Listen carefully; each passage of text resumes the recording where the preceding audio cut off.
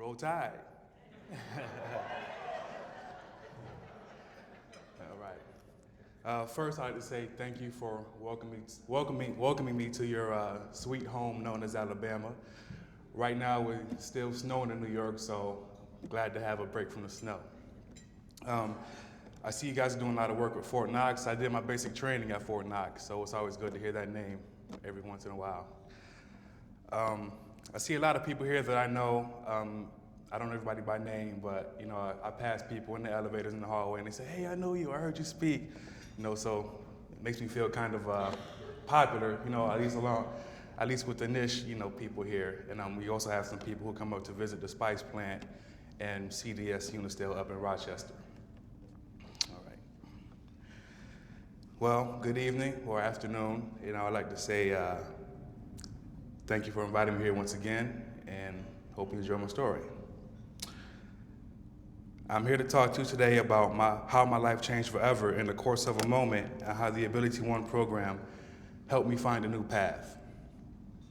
First, I'll give you some background information about my life. I grew up in Rochester, New York, with my mom, stepdad, and 4 little sisters. Growing up, we didn't have a lot of money. We lived on a rough neighborhood called Avenue D on the east side of Rochester. It was infested with drug dealers and gangsters. They tried to recruit me to deliver packages for them, but I couldn't do it. I was afraid. As we all know, delivering packages or being part of a gang results in either a casket or a jail cell, and I didn't see that life for me. When I got older, I was still pressured to join gangs.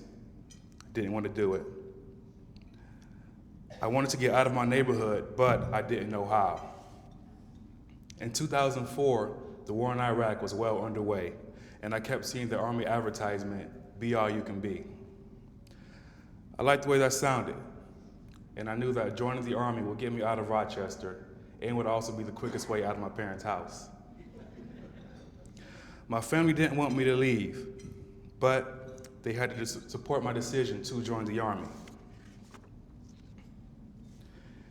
In August of 2005, I graduated from East Ridge Senior High School, and 2 weeks later, I was at basic training at Fort Knox, Kentucky. I trained as a Cavalry Scout and was later assigned to my unit, the 361st Cavalry Regiment out of Fort Carson, Colorado. We were deployed to Iraq in October of 2006. I was shocked by the extreme poverty over there. I saw people walk around with no clothes or shoes on, and one time saw another man kill a man over a can of beans. Despite the drugs and the gangs, I felt lucky to have grown up in Rochester. As a Cavalry Scout in Iraq, I gathered information on what is known as an observation post. I reported on what was happening in the surrounding area.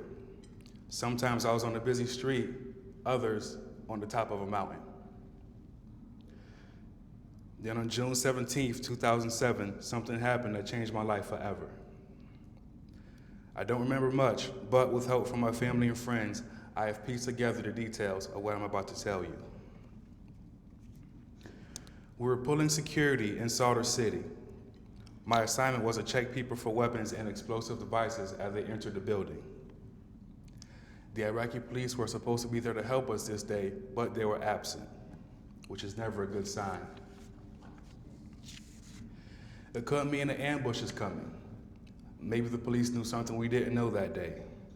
Something was up, so we were all on the lookout. Standing still in any combat zone means that you are an easy target for a sniper. So we did what is called a sniper dance, walking from side to side as quickly as we could. I was doing this and came to a sudden stop when I heard the loud crack of a rifle. Suddenly, I fell to the ground and blacked out. I had been shot. When I fell, my truck commander jumped on top of me. He was also shot twice, once in the hip and once in the forearm. He proceeded to drag me 10 feet to safety, and that's where I woke up behind a wall. When I opened my eyes, I saw my legs were covered in blood.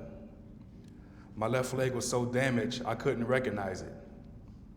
I didn't feel any pain, and when I looked down, my leg was twisted so bad I didn't think it was part of my body anymore. Within a minute after being shot, my dismount showed up.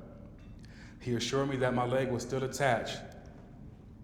He then applied tourniquets to both my legs. After applying the tourniquets, the sensation started to come back. It felt like a firework had gone off inside my leg. My friend Adamson ran up screaming, "Kendrick's dead, Kendrick's dead." I had to assure him that I wasn't and told him to quiet down before he got us killed or kidnapped. From there, I got medevac to Balad Hospital in Baghdad, where I received morphine, a blood transfusion, and multiple x-rays.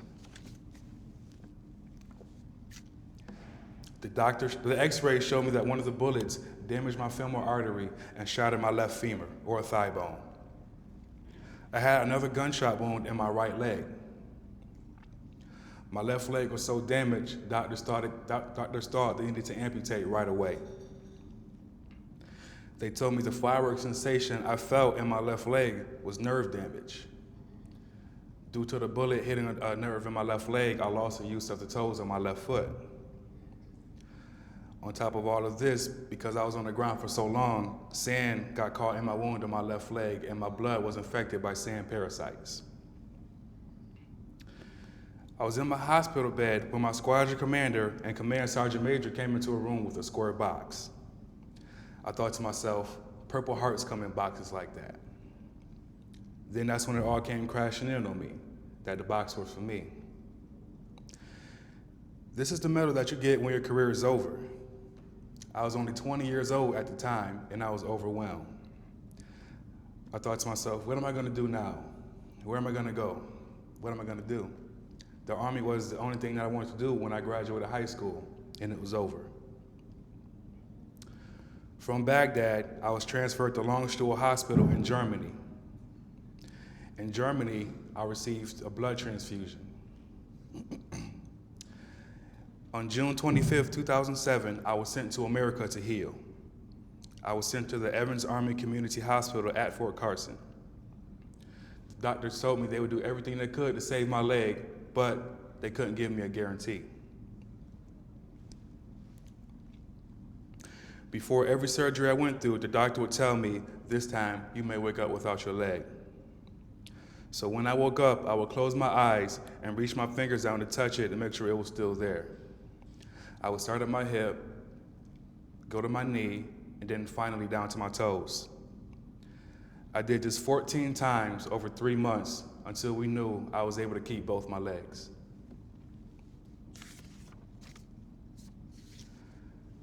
I then went through intensive physical therapy in order to walk again.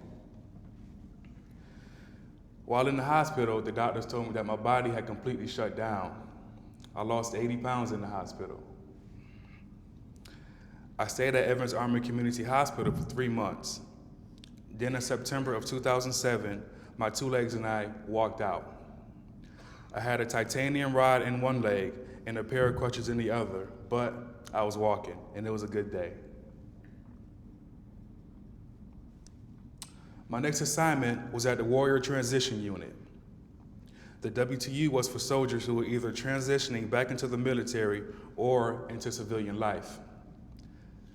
I thought with my injuries, civilian life would give me the most opportunity.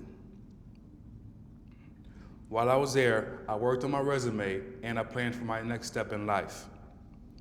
Because of my leadership skills, I was chosen for security detail known as CQ, looking after my fellow soldiers in the WTU. The sad truth is, CQ in a WTU unit is a suicide watch. Sometimes the strongest people didn't make it. Having a disability, it changes your entire life. It changes your job, it changes your family relationships, your body, and your mind.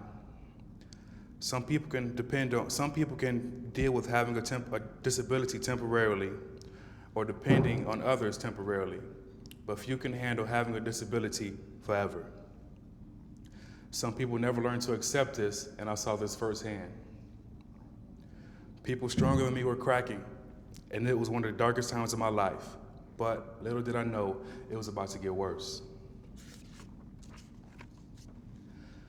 I flew back home to Rochester in the spring of 2010.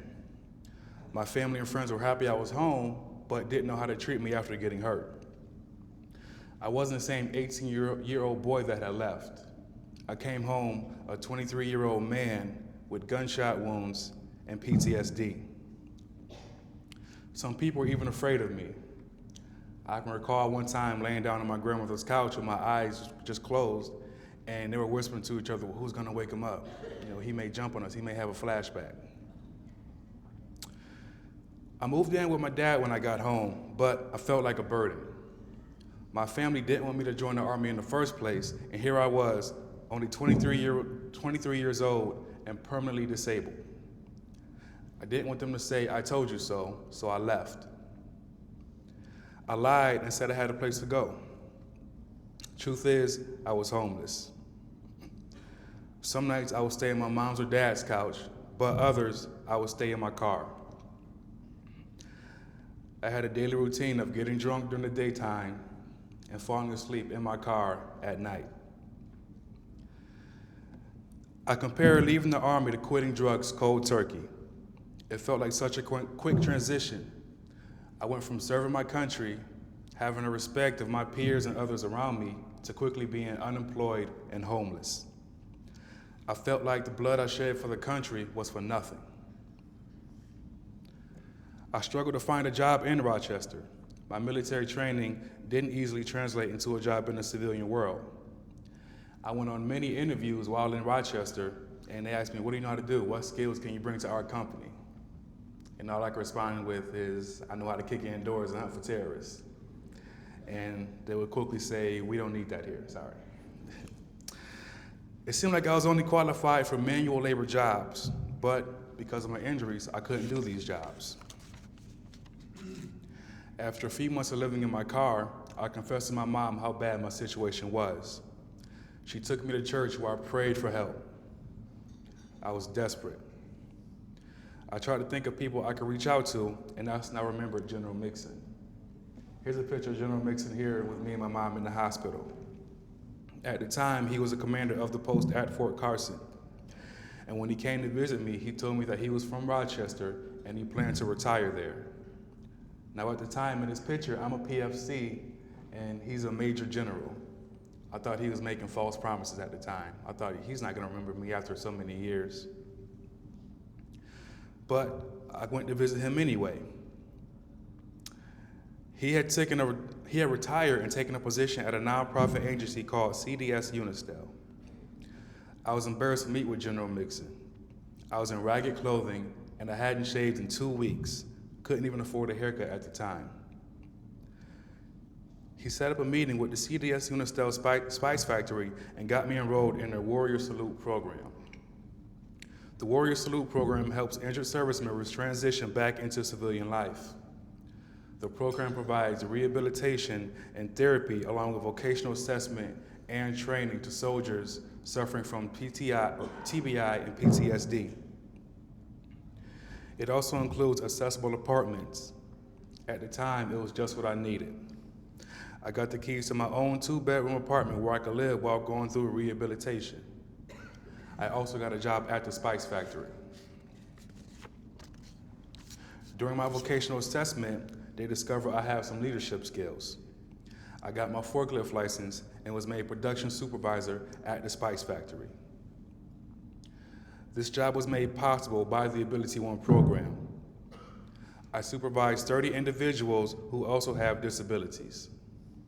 I made sure everyone stayed safe and on task. I checked the spices for contaminants, fixed the container scales, and loaded shipments with the forklift. Some of the spices are sold to the Defense Logistics Agency. This agency buys and distributes food for the U.S. military in the United States and also in Afghanistan.